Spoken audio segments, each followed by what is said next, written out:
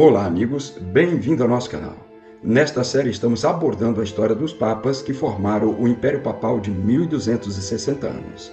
Esse período foi de 538 a 1798. Este é o nosso terceiro vídeo e nele vamos falar de Pelágio, o sucessor do Papa Vigílio, o assassino. Pelágio foi Papa entre 16 de abril de 556 até 4 de março de 561. Pelágio também era romano de nascimento e cedo ingressou na carreira eclesiástica. Quando o bispo Vigílio foi convocado a Constantinopla em 547, conseguiu enviar da Sicília vários navios carregados de trigo para a cidade de Roma, para aliviar a fome do povo. Infelizmente, os navios caíram na mão dos ostrogodos. Foi nesse ínterim que Pelágio, sabendo do acontecido, entra em contato com os godos e consegue recomprar a carga de trigo apreendida por eles. O povo ficou muito feliz com a intervenção de Pelágio. E Pelágio, que sempre tivera a intenção de ser o bispo de Roma, ficou muito feliz também. E nada como fazer o bem sem ter nenhuma intenção oculta para conseguir comprar mentes e corações. Agradecidos, os políticos de Roma fizeram uma espécie de embaixador para atuar junto aos ostrogodos, pedindo que deixassem o cerco de Roma. Mas o rei dos ostrogodos, Tótila, esse sujeito aí na tela, recusou-se. Em vez disso, aumentou o cerco e dentro de 3 dias conseguiu entrar na cidade de Roma. Os saques, os estupros e a matança espalharam-se pela cidade. Foi quando Tótila foi até a igreja de São Pedro, a pretexto de agradecer a Deus pela feliz empreitada do cerco de Roma. Eis então que aparece Pelágio acompanhado de outros clérigos, com uma cruz numa mão e o evangelho na outra, e suplica a Tótila: Senhor, poupai os vossos. O Deus dos exércitos submeteu-nos à vossa autoridade. Poupai os vossos súditos. Tótila atendeu às súplicas do clérigo e suspendeu as matanças e estupros, autorizando somente os saques. Imagina só. E estes saques ocorreram no espaço de 40 dias. Quando Tótila ficou sabendo que Belisário se aproximava, juntou seus guerreiros e fugiu de Roma. Claro, vocês se lembram do general Belisário do vídeo anterior. O Tótila não queria conversa com ele. Enquanto o bispo Vigílio estava em Constantinopla, praticamente como prisioneiro, num longo concílio ordenado pelo imperador, Pelágio ia se preparando para tornar-se ele mesmo o próximo bispo. Passada a ameaça de Tótila, o clero de Roma enviou Pelágio para Constantinopla, para vigiar o bispo Vigílio de perto. E não sem razão. Vigílio era igual a um camaleão, mudando a opinião e discurso de acordo com a ocasião. Pelágio ganhou a confiança do imperador e foi nomeado pelo mesmo apocrisiário da Igreja de Roma. Apocrisiário? Você deve estar se perguntando o que é isso.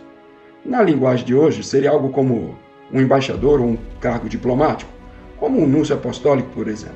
Pelágio, depois de algumas aventuras e desventuras lá pelos lados do Império Bizantino, conseguiu conquistar a confiança total do imperador, que lhe prometeu: o próximo bispo de Roma será você. Lembra do bispo Vigílio voltando todo feliz para Roma em 555? O Pelágio, por uma dessas incríveis coincidências que nunca são coincidências, também estava no mesmo navio voltando para casa. Quando, ao chegarem em Siracusa, uma ilha no sul da Itália, Vigílio foi envenenado. Eu não vou afirmar que foi Pelágio que fez essa maldade, mas é muito suspeito mesmo. Porque tão logo Vigílio foi declarado morto, Pelágio apoderou-se do manto pontifical e, sem mesmo esperar o resultado de uma eleição regular, declarou-se bispo de Roma pela autoridade do imperador Justiniano. Contudo, à sua chegada à cidade, os clérigos recusaram-se a consagrar sua usurpação e acusaram-no publicamente da morte de seu predecessor. O clero de Roma, os religiosos, o povo, recusaram a comunhão do pontífice, e houve apenas 3 padres, João de Perusa, Bonus de Ferentino e André, sacerdote de Hóstia, que consentiram em proceder à sua ordenação. Nesse abandono geral, Pelágio dirigiu-se ao patrício Narcês e pediu-lhe a sua proteção.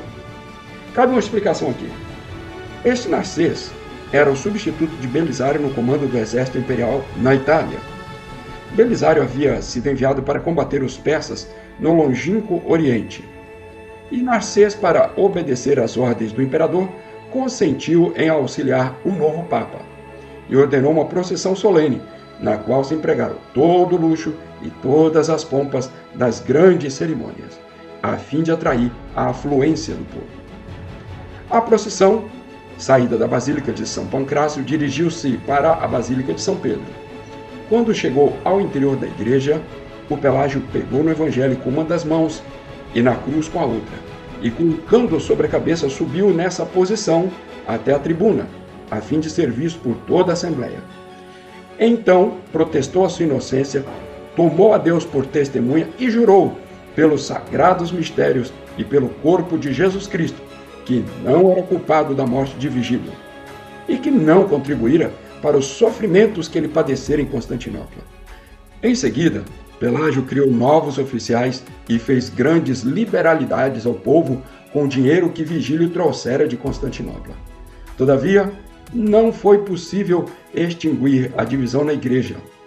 Os defensores do monofisismo eram numerosos, sobretudo na Toscana, na Lombardia e em outras províncias. Não perdoariam jamais ao Santo Padre o ter assinado as atas do Quinto Concílio de Constantinopla e de ter cometido um homicídio abominável para se levar ao pontificado. Apesar do clamor dos romanos, Pelágio conseguiu firmar-se na cadeira de São Pedro graças ao auxílio dado pela autoridade imperial. Deu a intendência dos bens a Valentino, seu secretário, e fez restituir a todas as basílicas os vasos de ouro e de prata, assim como os véus que haviam sido tirados pelos padres. Aplicou-se a reprimir as heresias na Itália e incitou Narcês a perseguir os desgraçados opositores. Vejam bem este exemplo de cristianismo às avessas de Pelágio, ao escrever para o comandante Narcês. Abre aspas. Não vos detenhais os vãos discursos dos homens tímidos que censuram a igreja, quando ela ordena uma perseguição a fim de reprimir os erros para a salvação das almas. As heresias são males violentos que devem ser curados com remédios poderosos e terríveis. E a Escritura e os cânones autorizam-no a reclamar o auxílio dos magistrados para obrigar os cismáticos a entrarem no grêmio da igreja. Fazei, pois, o que tantas vezes vos temos pedido. Enviai ao imperador, debaixo de guarda e em cadeias, aqueles que se separaram da sede apostólica. Não tenhais receio algum pela vossa salvação eterna. Os exemplos dos maiores santos ensinavam-vos que os príncipes devem punir os heréticos não somente com o exílio, mas também com a confiscação dos bens, com a prisão e até mesmo com a tortura. Fecha aspas. É impressionante como homens como este tiveram a coragem de dizer que eram sucessores de Pedro, e mais ainda, vigários de Cristo. O comandante Narcês, excelente capitão, destemido e bravo, opôs-se constantemente às medidas violentas que o Santo Padre, entre aspas, propunha. Procurou, pelo contrário, pela sua doçura e tolerância, trazer os espíritos a sentimentos mais conformes aos preceitos do Evangelho, de modo que se dizia que o homem de guerra procedia como um pastor de almas, e o bispo de Roma como um homem de guerra. Bem escreveu o escritor Maurice Lachatre. Abre aspas. Devemos concordar que o clero encontrou sempre uma grande alegria em nadar em sangue, em contemplar a carnificina, e que os padres excederam os próprios reis em crueldade, sempre que tiveram nas mãos o poder absoluto. É uma grande verdade, infelizmente estabelecida pela história, que a intolerância religiosa durante cerca de 2000 anos despovoou os países mais florescentes. Acendeu em todas as nações os fachos do fanatismo. Levantou fogueiras e cadafalsos em todos os países. Ateu incêndios e exerceu o poder por meio de violações e de massacres.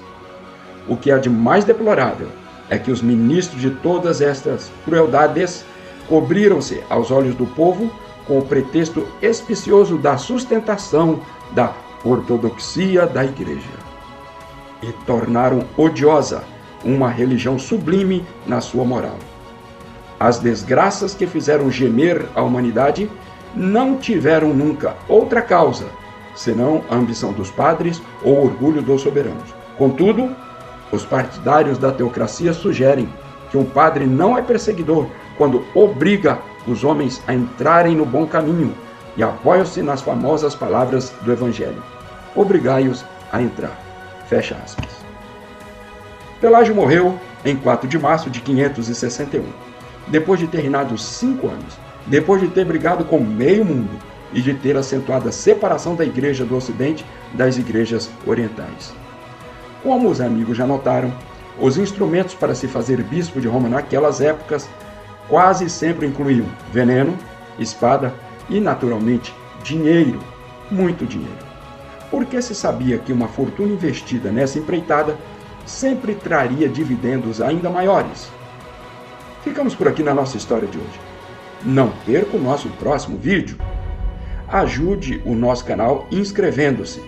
Dê um like aí, amigo, e aperte esse sino. Não vá perder o nosso próximo vídeo. Abraço!